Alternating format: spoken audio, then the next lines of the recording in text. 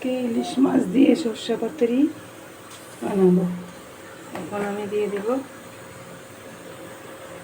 একটু হলুদের গুঁড়ো, মাখা ছিল আগে একটু করে, একটু দিয়ে দিলাম হলুদ গুঁড়ো, দিয়ে দিলাম একটু নুন,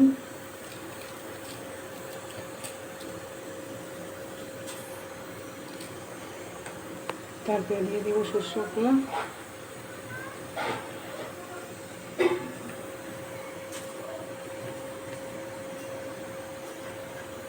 দিয়ে মেখে দেব।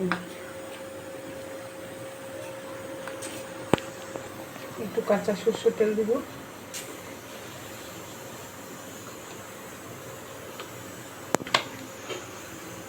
হয়ে গেছে। কড়াইতে জল দিয়েছি, এখন বাটিটা বসিয়ে দেব গরম জলে, হয়ে যাবে। ঢাকা দিয়ে দিলাম।